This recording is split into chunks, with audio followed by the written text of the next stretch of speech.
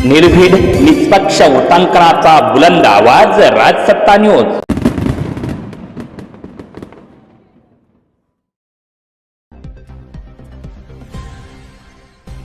घारगावमध्ये उत्पादन शुल्कची ताडी अड्ड्यावर कारवाई।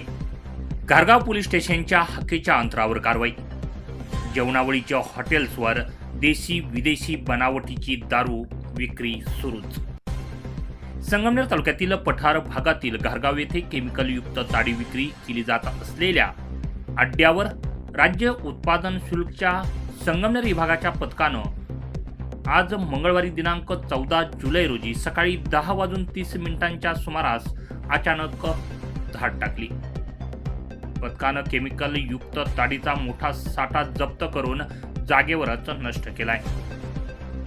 घारगाव परिसरातील पुणे नाशिक राष्ट्रीय महामार्गालगत फिटनेस क्लबच्या पाठीमागील बाजूस पत्र्याच्या शेडमध्ये अनेक वर्षांपासून हा केमिकल युक्त ताडी विक्रीचा काळा धंदा सुनीता शेखय्या गुत्तेदार या राजरोसपणे चालवत आहेत।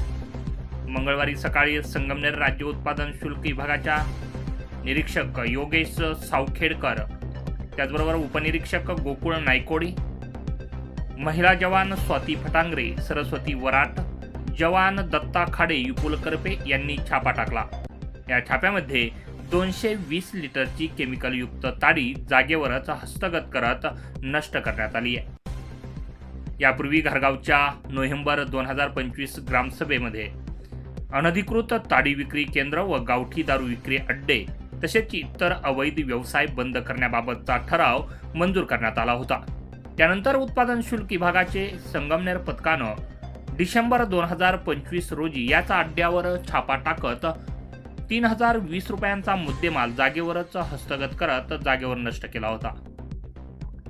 या दरम्यान घारगाव पोलीस स्टेशन हद्दीत पुणे नाशिक राष्ट्रीय महामार्गाच्या कडेला असलेल्या जेवणावळींच्या हॉटेलच्या नावाखाली देशी विदेशी बनावटीची सर्रास दारू विक्री केली जाते। राज्यात प्रतिबंधित असलेला गुटखा, पान मसाला, पानटपरी, किराणा दुकान, हॉटेल्सवरती विक्री केली जाते। बोटा परिसरामध्ये मोठ्या प्रमाणावर अंमली पदार्थ गांजा विक्री केला जातोय।